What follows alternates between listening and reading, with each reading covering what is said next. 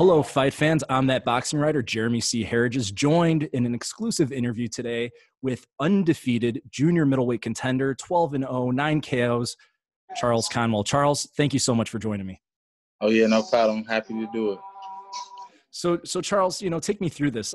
You train at Soul City Boxing Gym with Roshan and Otha Jones and the entire Jones family. How did you get connected with them, and how did you forge that partnership? I actually got connected when I was about like 12 or 13 years old. I was supposed to fight one of their fighters, but he was too big for me, so we linked up to spar. And then one time my dad couldn't take me to a tournament. I couldn't, so I went down there. I went down with Otha and them. I stayed with them for a while, got in shape, lost the weight, went down to the tournament and won. So ever since then, it's been like history. Mm-hmm. Now, I noticed that it says that you live, at least what I saw on boxrec.com, that you live in Cleveland, but you train in Toledo. Is that correct? Yes. So I know that's like a 2-hour drive there, being from the Midwest myself. How do you make that work out? To be honest, I actually like training in Toledo. It's like when I'm at home, it's like you got distractions, you got family, you got friends, you got temptations when you're at home. So just to get away and just to have a clear head and clear mind, I just like to get away and train and just do my thing out here where it's less distractions and less people calling me and worrying me. So stuff like that. That's why I've been doing it. When I first started coming down here when I was an amateur, though, and when the first happened, I'm like, I don't want to go to Toledo, man. I don't know nobody down there. It's boring, stuff like that. But as time went on, I realized it was better for me. So I appreciate it and I'm happy. So I'm assuming you don't travel 2 hours each way back and forth, that you just kind of stay in Toledo for camp, or how does that work out? I go home on the weekends, every other weekend or so. So Gotcha. It's not that bad. It's only a 2-hour drive, so I can go home on like Friday night once the practice is over with and stuff. I just get home and just go see my family or whatnot, my girlfriend, my daughter, or whatever. So. I know that Ohio is very interesting. I mean, it's really kind of an unspoken hotbed of talented boxers, and I don't think people give it enough credit. I mean, you can go back to guys like Kelly Pavlik, and then you got Adrian Broner, Jared Anderson, Albert Bell, Terrell Gausha, and obviously you as well. How does the Ohio network of boxers, do you guys interact with each other? Do you talk to many of the big names, and is there love there? Are there beefs? Tell me a little bit of how that goes on. Well, me personally, I don't have a beef for anybody. I know all the boxers you just said, and personally, if we see each other, we'll speak to each other. We'll talk to each other, have a conversation, maybe laugh, you know what I'm saying? Ask them please when our next fight is and just stuff like that. I probably don't have like a personal relationship, like we go out and have fun together, go to the movie. I don't probably have like that with them, but I have enough of a relationship to talk to them and speak to them and just ask how they been and stuff like that. I mean, and it's really interesting just thinking of the fighters I just named, and also you. Obviously, that's a really impressive resume of fighters for Ohio. What is it about Ohio that's producing this level of talent right now? I know we got Jared Anderson going on tonight. What do you think it is? To be honest, I don't know. Maybe just the Ohio thing, man. I don't know. You can't really just say what it is. It's just in you. So it's just in you. It's not really a thing you can really I can really speak on. It just be in you. So, you kind of talked about this just a second ago, talking about your daughter. I'm a father myself. I'm a girl dad too. How does that change your mindset as a fighter? Does it change your mindset as a fighter? I know for me, it gives me something extra to work for. How about you? Yeah, it makes you want to like leave a legacy, leave something behind, so my daughter can like, damn, my father was really a good boxer. Like, he was a world champion. I just want to leave something behind for my daughter so she can just remember me by, and I just want to go down in history so I can always be someone she looks up to, and just something that I can just have and like show her when she gets older, and she can just recognize it and enjoy it herself. Now, I know my daughter's 3 years old. I'm not sure how old your daughter is.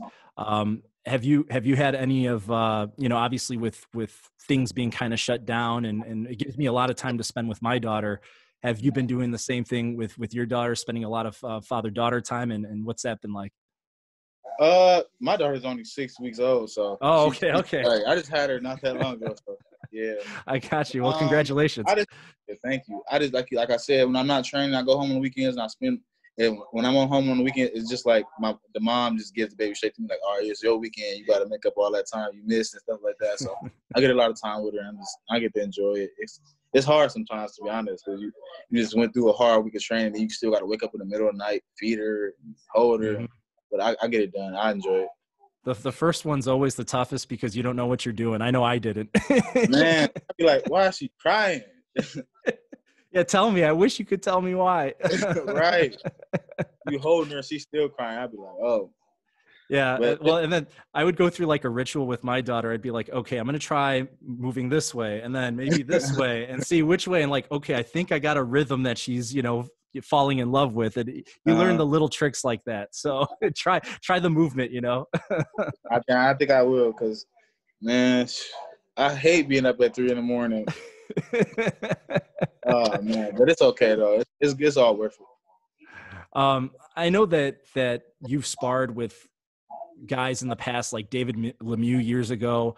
I remember in a conversation that I had a while back with Deontay Wilder, he would talk to me about the value of being a part of others' training camps, like when he was back with Vladimir Klitschko, and he talked about how much knowledge that gave him.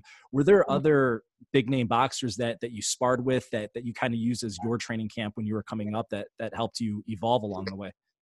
Yeah, definitely. I've been in camp with, like you said, David Lemieux, Tony Harrison for the first Charlo fight. No, me and Tony good friends. Sean Porter.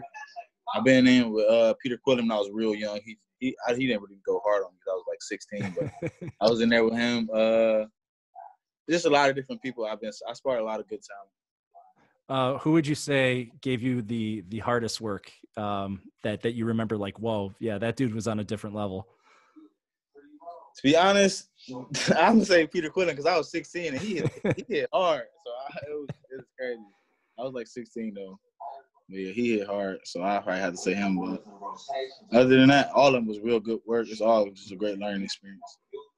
Now, I know that one of the reasons I think it's interesting, Gervonta Davis posted video sparring with Ivan Redkich, and a lot of people have reacted to that. To me, it's always an unwritten rule. Whatever happens in sparring stays in sparring. That's right. Training. We don't talk about that.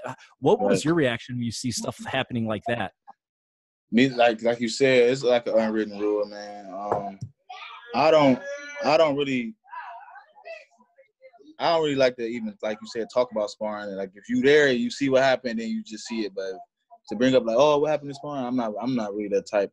Either the only people that I talk about sparring with is like your coaches or your teammates. We just talking about like how we did good, what we did bad, what we need to work on.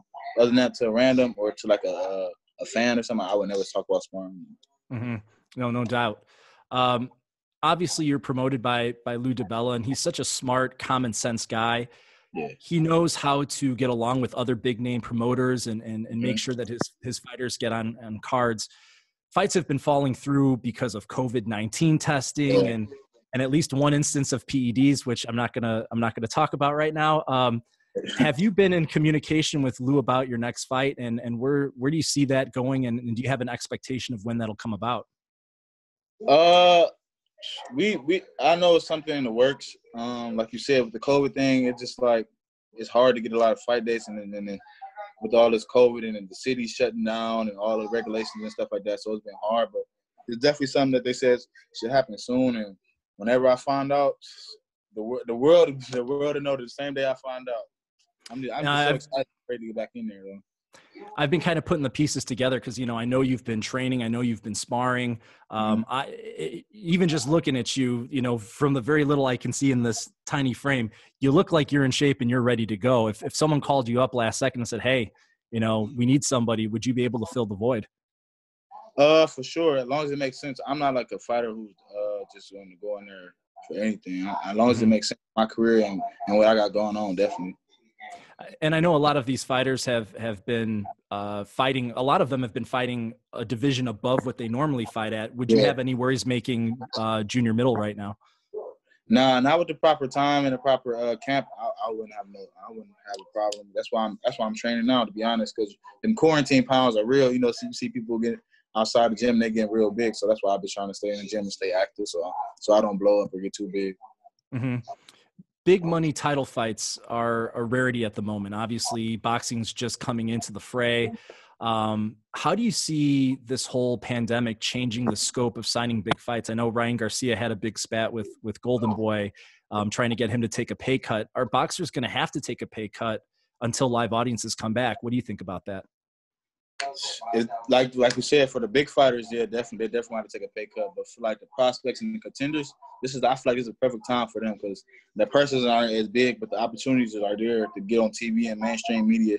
So I feel like for the contenders and prospects, it's definitely a good time for them. For the world champions and stuff like that, for the big money fights, I don't see them happening. Like you said, I see a pay cut coming. So I feel like this opportunity right now is more for like prospects and contenders to grow their fan base and just get the exposure that they need. Now, I know that this whole pandemic has been an obstacle for everybody in some way, shape, or form. You've been really progressing through the rankings quite nicely. You're obviously undefeated, 12 wins. You've compiled a very nice resume. Realistically, in your mind, when do you see a title shot on the horizon? What would ideally happen for you? Me, hopefully, I would like a title shot. I can feel if this year would have went perfectly how I wanted it to, but I could have said like the middle of next year, but now I say like the end of next year because we lost about like 3 or 4 months, so I say like the end of next year. I know. And I know boxing ratings are so subjective. Everybody has a boxing rating, the WBO, WBA, all the W's have their own type of deal, IBF as well. I look at boxrec.com a lot, and you know, I know right now they have you rated as the 27th best junior middleweight. And I can tell that you can look at some of those names and say, okay, I'm better than this guy. I'm better than this guy. I'm better. I know this right now. When you see things like that, is that an insult to you? Does it motivate you? Or do you just kind of turn off the noise? How do you handle the ratings and see that? To be honest, it really doesn't bother me, to be honest, because like you said, I'm young. I only got 12 fights. Those guys got like 20, 30 fights. So for me to be where I'm at right now at the age of 22 and only 12 fights, I feel like it's a good accomplishment. It's a good milestone. But like you said, I see people ahead of me that I can beat, and I just use that as motivation for me to just go harder and just keep working. Because when opportunity comes, I just want to be ready so I can capitalize on everything. And speaking about capitalizing, I mean, there have been a lot of guys that have been capitalizing. I mean, they're in the junior middleweight division. There's so many good names out there, whether it's Erislandy Lara, Jarrett Hurd, as you said, Tony Harrison, Erickson Lubin, just to name a few. But it's interesting that the guys that are holding titles other than Jermell Charlo, Patrick Teixeira and Jason Rosario, guys that nobody were really giving a chance, including myself. I'll be honest. I didn't think they had much of a shot, but they made the most of it. Looking at that landscape, and you could look at contenders, you could look at former titleists, you can look at titleists right now. Is there a name or a person that you think would be ideal for you right now? Like, hey, I want this guy or these guys right now. Is there a particular person that you just say, oh yeah, I'm licking my chops to fight that guy? To be honest, like you said, I love one of the new champions. I love to fight one of those guys, like you said. But other than the new champions, I really want to fight like a ex world champ or a world title challenger just to get that experience under my belt, those championship type rounds under my belt, so I can gain the experience. So when the world title shot do come, I'll be ready and prepared for it. But any specific names, like you said, one of the new champions, Teixeira or Rosario, those ones I can see myself in there with. I know some of the people, like a guy like Rosario, wasn't necessarily on their radar. They didn't have illustrious amateur careers, but you did. I mean, people can look at you and say, hey, this guy's been on my radar for a long time, whether it was winning national Golden Gloves or being an Olympian. How much has your amateur experience played into your growth as a professional fighter? To be honest, I think it played a big role because, you know, going to the Olympics, I was really young. I was 18 and I qualified to make the USA team when I was like 17. So I was real young and I was just getting experience of fighting grown men. So just to have that experience of me fighting grown men at a young age gave me the experience. Like, all right, now I'm fighting 30, maybe fight 30-year-olds, 25-year-olds and stuff like that. And you see some of these guys turning pro real young. They don't get that experience. So just to have that under my belt, I think that they got me ahead of a lot of these younger upcoming fighters. It's kind of your style. I mean, I don't know if every boxer that I've asked this question to has always had a different response. Do you watch video of yourself? Do you watch video of your opponents? Or do you kind of just listen to what your coaches are saying and take their advice? Or do you do any sort of film study? I've heard all sorts of different answers. Curious of what you do. Me personally, I do. I like to watch. I don't like to overwatch, and I don't like watching people who fought like bums. Like, I don't like watching fights when people fought like bums because that I can compare myself to that person. But I like to Mhm. see people in competitive fights where they actually got like went the distance or something like that to see how they reacted and how stuff like that. But yeah, I definitely do. I do watch film. I don't overstudy because when you overstudy, I think it makes me feel something. I don't know, because when I overstudy, I get obsessive, and I don't like getting obsessive about stuff. So I Well, actually do watch stuff. one of the reasons I brought up your amateur background is I noticed that when you're in a fight, if you're doing something, you can alter it based on the opponent. I like to call you a bit of a chameleon because you're a guy that has knockout power, but then you Yeah, can turn into a boxer and can kind of seduce a guy as like, hey, I'm going to jab you and I'm going to fight out on the outside. And then just like that, you can turn back into an attacker. right. Is that kind of what your amateur experience has given you, that ability to change things on the fly? Yeah, for sure. Because at first I was just I feel like I was just a brawler, and just like you said, going to get that different experience made me realize like, damn, you can't knock everybody out. Because it's hard to knock a grown man out. It's easier like to make a kid quit, other than a Mhm. grown man. A grown man got like a will, a different type of will in him. So I had to learn how to move and just break a person down differently. And when I first turned professional, I was like trying to be like a knockout artist, but I had to realize like these 10 rounders and 8 rounders, these ain't no joke. Like you got to pace yourself and break the guy down. So I feel like the amateur experience gave me a little bit pushed me a little farther ahead than the average other prospect. I know that when a lot of fans or boxing analysts or whoever, whenever they try to handicap about like how would this guy do against this guy, they look at the numbers, they look at the experience, they look at the intangibles. However, a lot of it's so mental, and a lot of people don't realize, fighters have personal lives. They have things going on. They have kids, they have significant Mm-hmm. others, they've got, managers, they've got business dealings. How much of an impact does a personal life impact you mentally, and then later in a fight? I mean, how important is that mental and aspect of things? Like I said before, that's why I like to get away, because sometimes it can be overwhelming for you, especially when fighters fighting at home time. I feel like that can even be more overwhelming because you have family and friends that want free tickets and stuff like that, or want to get in, or want to be an entourage and stuff like that. So I feel like just having your personal life definitely can overtake your boxing if you let it. You got to know you got to have like a boundary. I don't know. It's just hard. To me personally, like I said, I don't like to even train in my city when I have a fight. I like to go out of town so I can have pure focus. Hmm. As far as the future, obviously you've fought at a higher weight before, but again, Mm-hmm. it seems like that junior middleweight division so ripe for the picking. Do you see Mm-hmm. yourself, if someone said, okay, hey, you know what, let's give him a middleweight title shot right now, would you jump at that, or would you say, nah, I'm good at junior middleweight right now? I say I'm good at junior middleweight right now, because those times I came in overweight was because they're like a last minute opponent replacements, or the opponent didn't want to go all the way down to the weight class. So those were like no control of what I had to do. Because if it was for me, I'd make weight every time, but it was because of the opponent type thing. But I feel like me personally, my perfect fit right now is junior middleweight. I want to develop at junior middleweight, grow into my body more, and then eventually I can go up to middleweight or super middleweight, however how big I get. Hmm.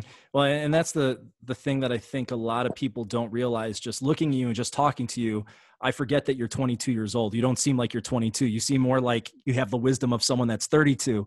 And when talking to you and thinking about this, just being 22 years old, I mean, that's still really, really young. Do you kind of tell yourself and keep in mind that, I'm not even in my physical prime yet? Like, who knows what I'm going to be at 26?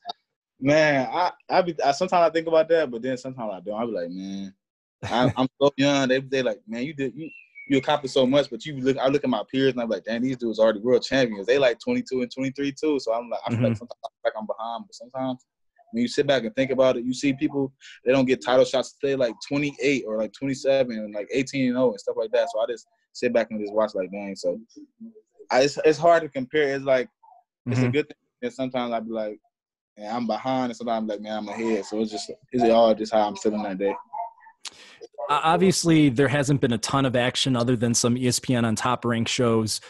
What have been some of the big boxing stories that you've been paying attention to? What are some of the things that you see and that you read that have kind of caught your eye, as far as boxing stories go?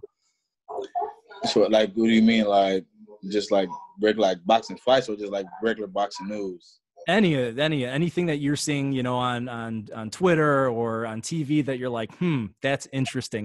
This is the stuff that I'm reading right now. Like the stuff I read about, the little bit of stuff about Big Baby, the stuff about the fighter who just passed yesterday. Oh yeah. I just read about that today. That was crazy. Yeah. I just try to keep up on all new. I'm on BoxRec all the time. I'm on fight, like any like fight vlog or things like that. Anything that talks about boxing, I read it. Yeah, you just mentioned it. I mean, we all kind of woke up to the news of the passing of Trevell Maizan, young boxer out of Texas. I think he was 24 years old, had a tragic car accident. Was in your division as well. I didn't know if you knew him at all or had any interactions with him, or was he on your radar? Yeah, I actually used to watch him fight because I feel like he was a talented dude. So, and he was like 17, so I always thought like maybe once we both got up there, maybe something would have happened. But yeah, RIP to him, man. He was definitely doing his thing. Yeah, it's when you see stuff like that, it makes you appreciate every day, and nothing's guaranteed to us. You know what I mean? It's so sad, and obviously thoughts and prayers go out to him and his family, and everyone that knew him. Looking ahead, 2020. Obviously, it's not been the year that we've wanted. It's not the year that any of us could have predicted. What would you like to see happen with you and your career for the remainder of 2020? Man, hopefully, I just want before this year, and I just want to see if I can squeeze in like 2 fights. I know it's gonna be kind of hard because I didn't get scheduled for 1 fight yet, but I would love to squeeze in 2, and then probably next year. Oh, and also fight for like another small title in one of the sanctioning bodies. And then next year, probably get like 2 more fights, and then probably be lined up for a world title eliminator or something like that. And then by the end of 2021, I want to fight for a world title. When you get into the ring again, and even before when you get into the ring, for maybe those that haven't seen you in action, what would you like people to know about you as a boxer? Why should they tune in to see one of your fights from your perspective? What do you bring to the table? I feel like I bring a lot of action. I press the action. I like to be aggressive in the ring. I really like to go in there, try to get the knockout, but if it doesn't come out, it doesn't come. But I like to have action-packed fights and just to dominate. And I don't get like they said, you don't get paid for overtime. So I like to go in there and do my thing and hopefully get the guy out of there. So I bring aggression, power, speed, and intelligence to the ring. Well, Charles, I've been watching you for quite some time, and I think all the skills are there, and I think you're going to make a lot of fans whenever you get in the ring again, and I hope that sooner rather than later. Yeah, me too, man. Thank you. I appreciate it. Charles, it's been a pleasure, and I hope to talk to you again sometime soon. Yes, sir. Thank you. Thank you. Have a good one. Too.